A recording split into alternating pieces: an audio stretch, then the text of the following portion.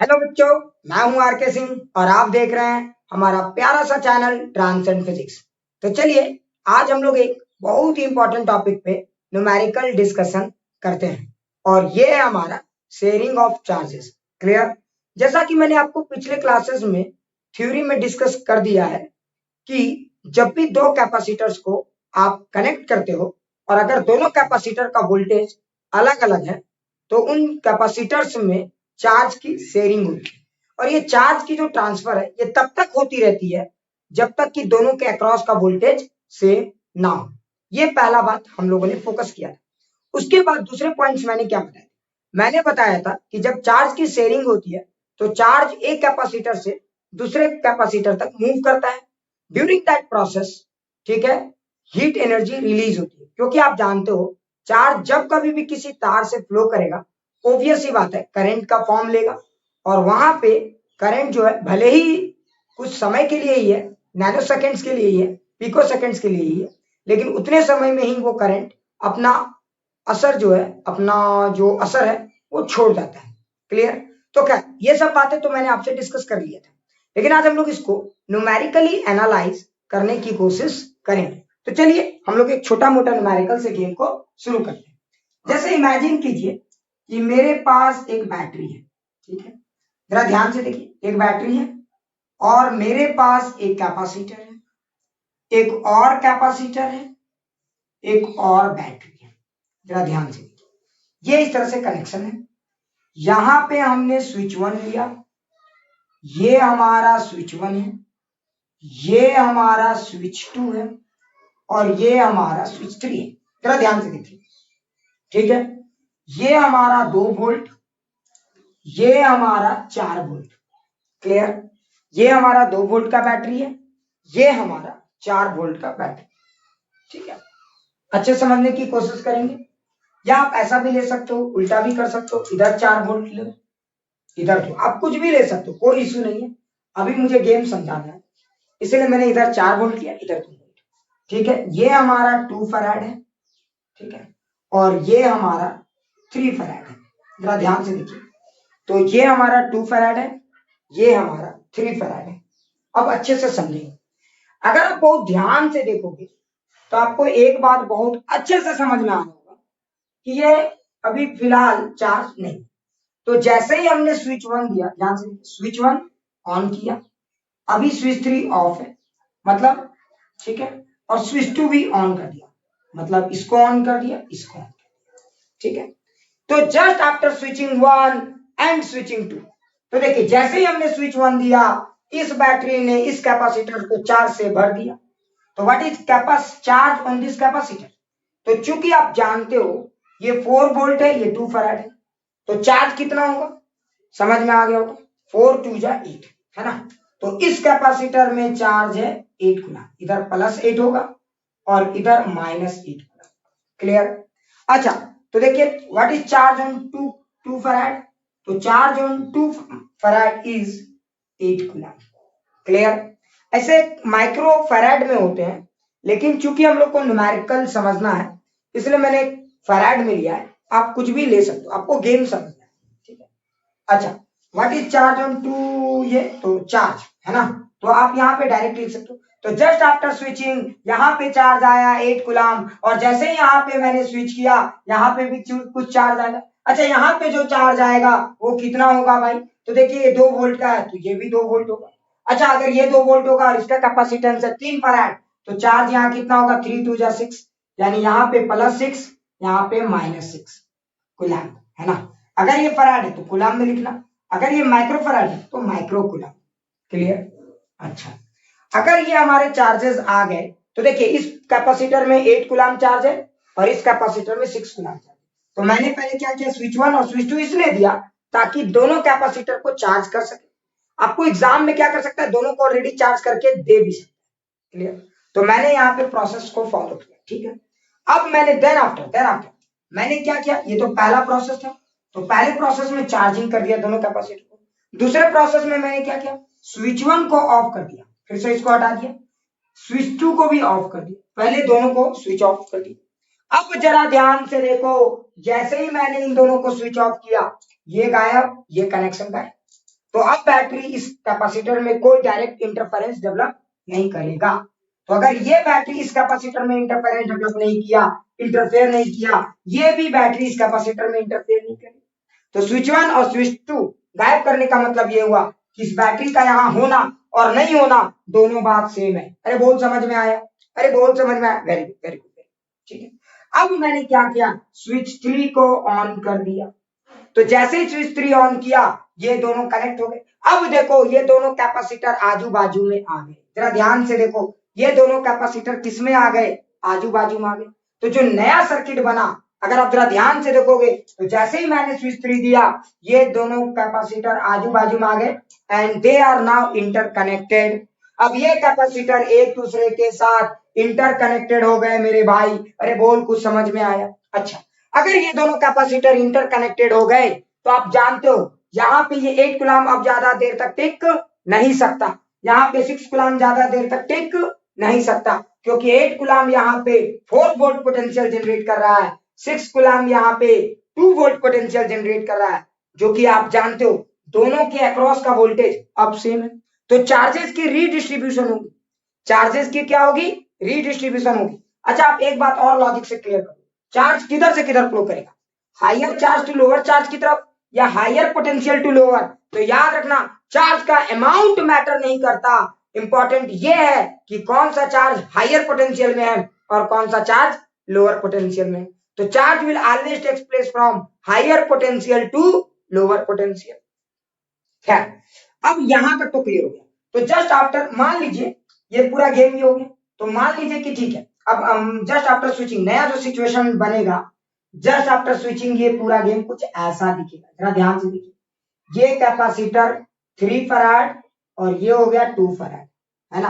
अब आप जरा देखिए, तो जरा समझिए, इसके अक्रॉस का वोल्टेज आप कॉमन, अरे जरा सोचिए, क्योंकि यहाँ पे चार्जेस रीडिस्ट्रीब्यूट हुए और ये तब तक रीडिस्ट्रीब्यूट हुए जब तक कि इसके अक्रॉस का वोल्टेज कॉमन ना हो जाए। तो देखिए, इसके अक्रॉस का वोल्टेज कॉमन हो गया। अच्छा, अगर आप सोचिए इसके अक्रॉस का वोल्टेज कॉमन हो गया और ये अगर 2 फराड है, तो अब यहाँ पे कितना चार्ज हो गया? 2V। अच्छा, ये 3 फराड है और इसके अक्रॉस का वोल्टेज हमने V माना, तो ये कितना हो गया? 3। क्लियर हो गया? अच्छा, अब जरा ध्यान से देखिए, तो यहाँ पे चार्ज है 2V, यहाँ पे चार्ज है 3V। तो आप एक बात जानते हो, देखो ये प्लेट और ये प्लेट और ये था, देखो तो अपर प्लेट, ध्यान से देखो, इसका अपर प्लेट और इसका अपर प्लेट एक तार से जुड़े हैं और कहीं पे चार्ज इधर उधर हो नहीं रहा है, मतलब यहाँ की टोटल चार्ज और यहाँ के अपर सेक्शन की टोटल चार्ज की वैल्यू सेम हो। अच्छा, हाँ ये बात तो समझ में आ रहा है। तो देखिए यहाँ पे कितना चार्ज है? 8 कूलम और 6 कूलम। तो Q initial is equal to Q final। तो total initial charge in this segment, इस पूरे इलाके में जो टोटल इनिशियल चार्ज होगा, यही इस पूरे इलाके में टोटल फाइनल चार्ज होगा। तो यहाँ पे क्या लिखोगे आप? 8 + 6 इज द इनिशियल चार्ज। तो मैं मानता हूं ये चार्ज हो सकता है इधर से इधर गया हो या इधर से इधर गया हो, चार्जेस रीडिस्ट्रीब्यूट जरूर हुए हैं, लेकिन चार्जेस इस तरह से रीडिस्ट्रीब्यूट हुए हैं कि वोल्टेज सेम हुआ है, ठीक है, और टोटल सम ऑफ चार्जेस हमेशा कांस्टेंट है। क्लियर? अच्छा, अगर ऐसी बात है तो देखिए यहाँ पे कितना है? 2V, यहाँ पे कितना है? 3V। तो अगर आप ध्यान से देखिए तो ये हो जाएगा 5V और 8 + 6 हो जाएगा 14। तो देखिए V की वैल्यू आएगी 14/5, मतलब ये हमारा वोल्टेज आ गया। अरे जरा ध्यान से देखिए, मतलब अब इस कैपेसिटर के अक्रॉस का वोल्टेज है हमारा 14/5 वोल्ट। क्लियर? और आप अगर चेक करेंगे तो आपको एक बात अच्छे से समझ में आएगा। जरा ध्यान से देखिए, इसका वोल्टेज कितना था? 4, इसका वोल्टेज कितना था? 2। तो देखिए यहां से वोल्टेज थोड़ा कम हुआ और यहाँ पे चार्ज यहां से गया है, चार्ज यहां से गया है, तो यानी यहाँ का थोड़ा वोल्टेज डाउन हुआ और यहाँ का वोल्टेज बढ़ा, और ये गेम तब तक चला जब तक कि दोनों का वोल्टेज कॉमन न हो जाए। जब आप इसको सॉल्व करेंगे then this is coming out to be 2.8 volt. Clear? मतलब यहाँ का वोल्टेज 2.8 वोल्ट है, मतलब इन दोनों कैपेसिटर के अक्रॉस का कॉमन वोल्टेज 2.8 वोल्ट है। तो देखो हमने यहाँ पे कौन से कंसेप्ट का यूज किया? Conservation of charge. क्लियर? अच्छा, आप चाहो तो इसको एक और मेथड से बना सकते हो, ठीक है, वोल्टेज कंसेप्ट, वो भी मैं आपको सिखा दूंगा, पहले ये देख लीजिए। क्लियर? अच्छा, अगर अब आपको ये समझ में आ गया तब आप समझ जाओगे। देखो अभी तो आपको पता चल गया, तो बताइए what is charge on this plate? तो 2 × 2.8, this is the amount of charge on this plate. इस प्लेट में अब कितना चार्ज है? 2 × 2.8। क्लियर? अच्छा, किसी ने पूछा इस प्लेट पे कितना चार्ज है, तो 3, अभी तो मुझे पता है, तो 3 इंटू 2.8। जब आप इन दोनों का सम करेंगे तो ये 14 के बराबर है, तो ये हमें चार्ज पता चले। ठीक है, अब कोई पूछेगा बताइए, तो मैंने चार्ज भी निकाल दिया। अब कोई पूछेगा बताइए एनर्जी लॉस कितना हुआ, तो आप क्या करेंगे, पहले इन दोनों प्लेट में इनिशियल एनर्जी, तो देखिए एनर्जी लॉस है ना, एनर्जी लॉस, जरा ध्यान से देखिए, तो energy loss is equal to what, initial energy minus final energy. तो इनिशियल एनर्जी की वैल्यू कितनी है, तो देखिए हाफ, सी के जगह लिख देंगे 2, बी के जगह, इसका वोल्टेज कितना था, है ना, आप 4 से भी निकाल सकते हो वोल्टेज से, याद करो इसका वोल्टेज वी था, तो 4 स्क्वायर प्लस इनिशियल एनर्जी, अभी पहले और क्या लिखेंगे, हाफ, सी के जगह कितना 3 और बी के जगह कितना, तो इसका वोल्टेज था 2, तो 2 का square. So this is the initial energy minus final energy. What is final energy, तो देखिए हाफ इंटू सी, सी के जगह 2, बी के जगह 2.8 का whole square, this is initial energy, sorry final energy ये है, प्लस हाफ इंटू 3 इंटू, ध्यान से देखिए ये भी 2.8 का होल स्क्वायर। जब आप इसको सॉल्व करोगे तो ये कुछ वैल्यू है, and this is the amount of energy loss during sharing of charge. Clear, this is the amount of energy loss during sharing of charge. मुझे लगता है ये एकदम अच्छे से समझ में आ गया होगा कि कैसे इस तरह के सवाल को अटैक करते हैं। अच्छा, एक और चीज है, आप चाहो तो सवाल को एक और तरीके से बना सकते थे, ठीक है, तो यहां तक क्लियर हो गया, समझ में आ गया। तो अगले सवाल में हम दोनों मेथड को कवर करेंगे, ठीक है। चलिए, मुझे लगता है ये बात समझ में आ गया। अच्छा, अगर अब आपको ये बात समझ में आ गया है, तो अब आप आगे की कहानी को भी समझ सकते हो, ज्यादा टफ नहीं है, ठीक है, आप बहुत आसानी से गेम को समझ सकते हो, बहुत टफ नहीं है। क्लियर, तो जरा ध्यान से देखिए सारे, अच्छे से सारा गेम समझ में आ गया। जरा सोचिए, एक और सवाल मैं आपसे कराता हूँ, जरा इमेजिन कीजिए, मैं एक और अच्छा सवाल आपसे करवाता हूँ, जरा सोचिए, ठीक है। मान लीजिए कि मेरा यहाँ पे एक कैपेसिटर, यहाँ भी एक कैपेसिटर, ठीक है, ये कैपेसिटर है 6 फैराड, ये कैपेसिटर है 4 फैराड। जरा ध्यान से देखिए, ये कैपेसिटर है मेरा 6 फैराड और ये कैपेसिटर है मेरा 4 फैराड, बहुत अच्छे से देखिएगा, ठीक है। तो जरा ध्यान से देखो, ये है 4 फैराड, 6 फैराड, ये है 4 फैराड, अच्छा से, इसमें जो चार्ज है, जरा ध्यान से सुनिए, इसमें जो चार्ज है, जरा ध्यान से सुनना, इसमें जो चार्ज है हमारा, वो है हमारा, कुछ भी आप ले सकते हो, कुछ भी, जो मन करे वैसा कुछ भी आप ले सकते हो। एक और चीज, आप कुछ भी ले सकते हो, कोई टेंशन वाली बात नहीं। तो मैंने इसमें चार्ज ले लिया 72 कूलम, मैंने कितना चार्ज ले लिया 72 कूलम, ठीक है। इसमें मैंने चार्ज लिया 72 कूलम और इसमें मैंने चार्ज लिया 28 कूलम। तो देखिए, इसमें चार्ज है 72 कूलम, इसमें चार्ज है 28 कूलम। क्लियर, अच्छा, अब सवाल को समझिए, ठीक है। तो हमारे पास दो कैपेसिटर है, 6 फैराड 72 कूलम, 4 फैराड 28 कूलम।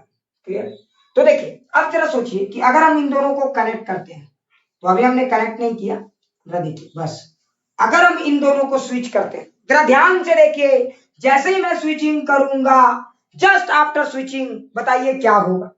तो जरा आप ध्यान से देखोगे तो आपको समझ में आएगा, जैसे ही मैंने स्विचिंग किया, यहाँ पे चार्जेस गड़गड़ गड़गड़ होगा, और ये गड़गड़ होके क्या होगा, चार्जेस रीअरेंज होगी, और ये चार्जेस तब तक रीअरेंज होगा जब तक कि दोनों कैपेसिटर के अक्रॉस का वोल्टेज सेम ना हो जाए, है ना। अब एक इंटरेस्टिंग पॉइंट यहाँ ये उठता है कि सर मुझे कैसे पता चलेगा कि चार्ज इधर से इधर गया या इधर से इधर गया। तो मैं आपको एक बहुत ही सिंपल बताता हूं, जरा ध्यान से देखो, अगर यहाँ पे 72 कूलम है और यहाँ पे 6 फैराड है, तो इसके अक्रॉस का वोल्टेज है 12 वोल्ट। तो what is voltage across this capacitor before switching, तो बिफोर स्विचिंग इसके अक्रॉस का वोल्टेज है 12 वोल्ट। जरा ध्यान से देखिए, clear, and what is voltage across this capacitor before switching, तो इस कैपेसिटर की वोल्टेज चेक करो मेरे बच्चों, तो 28/4 Q by C is equal to V, तो ये आएगा 7 वोल्ट। यहाँ पे Q बाई सी, तो देखिए 72 हो गया Q, C हो गया 6, तो 72/6 12 वोल्ट। तो यानी इसके अक्रॉस का वोल्टेज है 12 वोल्ट, इसके अक्रॉस का वोल्टेज है 7 वोल्ट, मतलब यहाँ पे दोनों में वोल्टेज का डिफरेंस है। तो चार्ज की रीडिस्ट्रीब्यूशन जरूर होगी, और चार्ज हमेशा किधर से फ्लो करता है, higher potential to low. Clear, अगर ये हाइयर, इधर हाइयर होता तो चार्ज ऐसे फ्लो करता, लेकिन इत्तेफाक है इधर हाइयर है तो चार्ज ऐसे फ्लो करेगा। क्लियर? अच्छा, अगर चार्ज ऐसे फ्लो करेगा तो कब तक फ्लो करेगा और कितना करेगा, ठीक है, टेंशन नहीं लेना है। तो देखिए अब हम लोग क्या करेंगे समझिए, ठीक है। तो जस्ट आफ्टर स्विचिंग, तो देखिए इस सवाल को आप दो मेथड से बना सकते हैं, जरा ध्यान से सुनिए। आप एक मेथड वन, ठीक है, आप याद रखेंगे मेथड वन में क्या लगा सकते हो, कंजर्वेशन ऑफ चार्ज। आप इस मेथड से भी बना सकते हो। इसमें क्या कहा जाता है, इसमें यह कहा जाता है, इस मेथड में आपके दिल और दिमाग को यह समझा दिया जाता है कि भैया चार्जेस तो इधर से उधर जा रहे हैं, लेकिन इस गेम में चार्जेस की लॉस नहीं हो रही है। तो तुम बोलोगे सर एक लॉस तो होता है एनर्जी का लॉस होता है, लेकिन चार्जेस की लॉस नहीं होती है। क्लियर? तो कंजर्वेशन ऑफ चार्ज इस बात पे फोकस करता है कि चार्ज ऑलवेज रिमेन्स कंजर्व। लेकिन कौन सा, तो देखो अगर आपने स्विचिंग कर दिया तो इस इलाके में आने वाले सारे चार्जेस कंजर्व रहेंगे। क्लियर? तो देखिए पहले कितने चार्ज थे, 72 बाद और 28, तो total 100 coulomb charge before switching थे। तो जस्ट आफ्टर स्विचिंग चार्जेस अलग अलग जरूर दिखेंगे, लेकिन उन दोनों का सम बाद में भी 100 कूलम ही होगा। क्लियर? अच्छा, अब देखिए तो चार्जेस रीडिस्ट्रीब्यूट क्यों हो रहे हैं, in order to make potential same across this capacitors. Clear? इन कैपेसिटर के अक्रॉस पोटेंशियल को सेम करने के लिए ये चार्जेस रीडिस्ट्रीब्यूट हो रहे हैं। अच्छा, तो देखते हैं पोटेंशियल को सेम कर पाते हैं, तो जरा ध्यान से देखिए, तो जरा सोचिए। तो यहां पे मान लीजिए कि चार्जेस रीडिस्ट्रीब्यूट हो गए और पोटेंशियल को इन्होंने सेम कर दिया, मान लीजिए। तो देखिए अगर हमने ये बात मान लिया तो यहां पे ये कहलाएगा बी। इत्तेफाक क्या है, जरा ध्यान से सोचिए, एक बड़ा इंटरेस्टिंग फैक्ट है। आप यूज कर रहे हो कंजर्वेशन ऑफ चार्ज और मान रहे हो वी, आप यूज कर रहे हो कंजर्वेशन ऑफ चार्ज और मान रहे हो वी, बड़ा इत्तेफाक है, बड़ा अच्छा चीज है ना, समझ गए होगे कि क्योंकि Q initial is equal to Q final. तो आपने चार्ज को माना कंजर्वेशन में, है ना, लेकिन आपने सॉल्व कर रहे हैं वी के हल से। तो आप कंजर्वेशन ऑफ चार्ज को सॉल्व करोगे तो potential across these two capacitor निकल जाएगा। क्लियर? बात घूम फिर के वही आता है, ज्यादा हेडेक लेने की बात नहीं। अच्छा, अगर आप सोचिए ये 6 फैराड था और ये वोल्टेज है V, तो यहाँ पे जो चार्ज होगा वो हमारा हो जाएगा 6V आफ्टर रीडिस्ट्रीब्यूशन। मान लीजिए कि दोनों का वोल्टेज V हो गया, तो आफ्टर रीडिस्ट्रीब्यूशन यहाँ पे चार्ज होगा 6। अच्छा, और आफ्टर रीडिस्ट्रीब्यूशन यहाँ पे चार्ज होगा 4V। क्लियर? तो ठीक है, तो देखिए कंजर्वेशन ऑफ चार्ज क्या कहता है, Q initial is equal to Q final. तो जरा सोचिए Q इनिशियल जो होगा वो Q फाइनल के बराबर, और आप जानते हो Q इनिशियल कितना है। तो देखिए ये प्लेट किसी और से कनेक्टेड नहीं है, हो सकता है यहाँ के चार्ज यहाँ है और यहाँ के यहाँ गए, ठीक है। तो यहाँ पे आप जब जोड़ोगे तो 72 plus 28, this is Q initial, and what is Q final, 6V plus 4V, this is your Q final. So now what is here V, तो देखिए दिस इज 100 बाई 10, तो इट्स आंसर इज 10। मतलब आफ्टर रीडिस्ट्रीब्यूशन, इन charges को redistribute करने के बाद इसके across का जो कॉमन वोल्टेज है वो 10 वोल्ट है। तो यूनिट आप चाहो तो लिखो, मैं समझा रहा हूं इसलिए मैं यूनिट नहीं। क्लियर? तो यानी इसके अक्रॉस 10 वोल्ट है। अच्छा, जब आपको पता चल गया कि दोनों कैपेसिटर के अक्रॉस का वोल्टेज 10 वोल्ट है, तो सोचिए इसके अक्रॉस 10 है, इसके अक्रॉस 10 है, तो इसके अक्रॉस चार्ज कितना हो गया, 60 कूलम, क्योंकि 6 इंटू 10 60। अरे भी तो हमारे लिए अननोन था, जैसे ही भी पता चला ले चार्ज भी पता चल गया। देखिए ये कितना 4V, तो 4 इंटू 10 ये कितना हो जाएगा 40। मतलब रीडिस्ट्रीब्यूट होने के बाद यहाँ पे 60 कूलम चार्ज आ गया, यहाँ पे 40। अच्छा, इधर -72 था, इधर -28 था, यहाँ -60, यहाँ पे -40। क्लियर? तो देखिए इस तरह से हमारा चार्जेस रीडिस्ट्रीब्यूट हो गया है। किसी को डाउट है? नहीं, वेरी गुड। अच्छा, आगे की कहानी समझिए। अब आगे की कहानी हम लोग समझते हैं। अच्छा सर, ये तो समझ में आ गया मुझे। So this V is 10 volt, इसका मतलब यहां तक तो मुझे क्लियर हो, है ना। अब मेरा अगला टारगेट है एनर्जी लॉस का। कुछ लोग बोलेंगे सर मेथड 2, वो इसके बाद बताएंगे, टेंशन नहीं, पहले पूरा कंप्लीट प्रोसेस पैकेज को कंप्लीट करें, ठीक है, एकदम अच्छे से समझ में आ गए। अब मेरा अगला टारगेट है एनर्जी लॉस। तो जरा ध्यान से देखिए एनर्जी लॉस कैसे निकालेंगे। तो पहले आप क्या करेंगे, पहले आप इनिशियल टोटल एनर्जी निकाल दीजिए, दोनों कैपेसिटर ने कितने एनर्जी रखे थे, और बाद में यहाँ पे निकाल दीजिए कि इन दोनों ने मिलकर कितने एनर्जी रखे हैं, दोनों एनर्जी को माइनस कर दीजिए, जो भी आएगा वो इसका आंसर होगा। बोलो क्लियर? हाँ। अब अगला हमारा टारगेट है मेथड 2। तो मेथड 2 में हम लोग कैसे निकालेंगे, ये हमारा बड़ा इंटरेस्टिंग पॉइंट है ना। तो मेथड 2 में हम लोग पोटेंशियल कंसेप्ट यूज करेंगे। मेथड 2 में क्या यूज करेंगे? Potential concept. आप दोनों के दोनों यूज कर सकते हो, कोई लॉजिक जैसे मन करे वैसे कर सकते। इसका मतलब ये हुआ, देखो एक और इंटरेस्टिंग फैक्ट है, पोटेंशियल 2 में हम लोग क्या यूज करेंगे? मेथड 2 में पोटेंशियल कंसेप्ट। हम एक बात जानते हैं कि चार्ज रीडिस्ट्रीब्यूट हो रहा है, लेकिन चार्ज तब तक रीडिस्ट्रीब्यूट होगा जब तक कि इन दोनों कैपेसिटर के अक्रॉस का पोटेंशियल सेम ना हो जाए। ठीक है, तो सोचिए ये कैपेसिटर जो हमने लिया था पहले जस्ट बिफोर स्विचिंग ये 6 वोल्ट था, 72 कूलम था।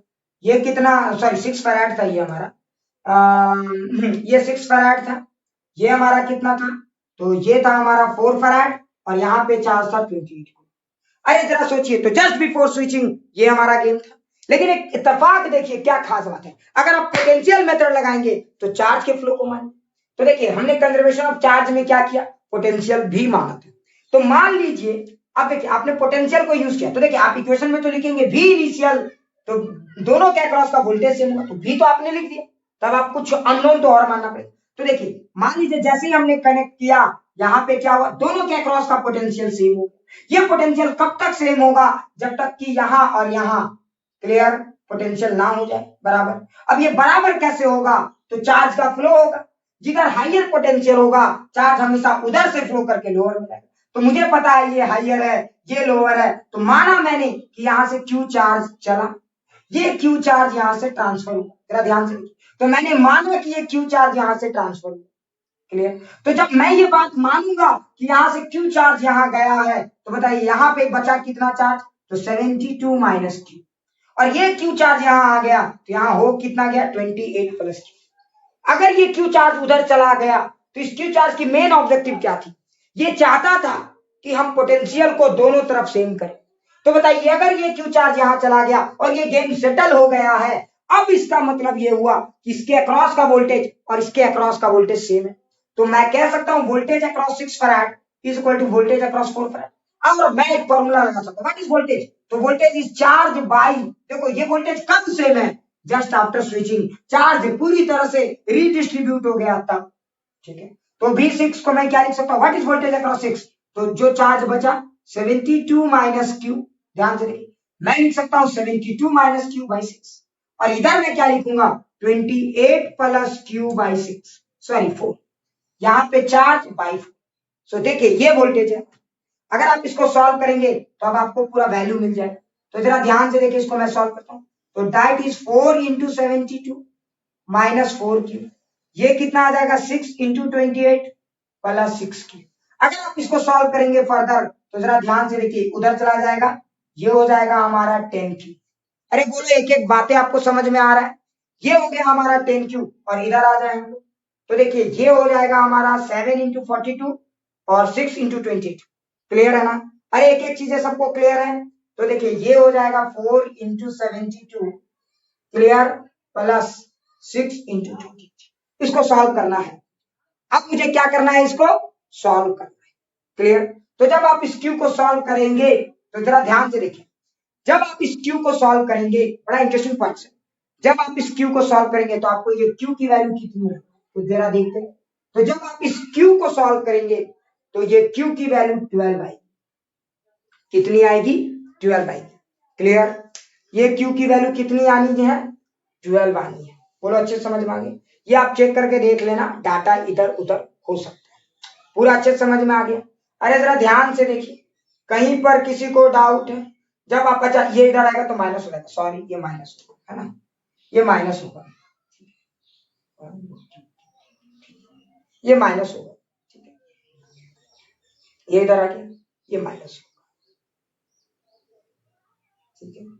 अच्छा अगर अब आपने इसको देखा, अच्छा कुछ लोग बोलेंगे सर आपको कैसे पता चला था कि Q की वैल्यू 12 है? आप बिना कैलकुलेशन के कैसे बता रहे थे इतना कॉन्फिडेंस होके? ठीक है, तो जरा ध्यान से, ये प्लस 4Q उधर चला गया, 10Q ये इधर आ गया माइनस में। अब देखो मैंने कैसे, मुझे पता चला कि कहीं कैलकुलेशन में गलती है, मैं आपको समझाता हूं। देखो मैंने पहले देखा कि यहाँ पे कितना चार्ज है आफ्टर रीडिस्ट्रीब्यूशन, देखो 60, वहां पे कितना 40। तो जरा सोचो यहां से कितना चार्ज जाएगा कि यहाँ 60 बच जाएगा? तो आपको पता है ये Q की वैल्यू 12 होनी चाहिए। अगर यहाँ से 12 कूलम चार्ज उठ के यहाँ आएगा तो ये 60 बच जाएगा और ये 40 हो जाएगा। तब ये डाटा को देख के मैंने इस डाटा का अंदाजा लगाया, दोनों आंसर तो सेम आने। तो देखो अगर Q 12 कूलम चार्ज का ट्रांसफर हुआ तो यहाँ बच गया 60। अच्छा बताओ पहले यहाँ कितना था, 72 था, बाद में कितना है 60 है। तो बताओ यहाँ से कितना चार्ज ट्रांसफर हुआ है, तो 72 पहले था, बाद में हो गया 60। तो यहाँ से जो चार्ज का वैल्यू ट्रांसफर हुआ है, जरा ध्यान से सुनना, यहाँ से जो चार्ज का वैल्यू ट्रांसफर हुआ है वो होगा 12। क्लियर, अच्छे से समझ में आ गया। तो इस पूरे कहानी को आप बहुत अच्छे से देखो, कहीं डाउट है तो पूछो।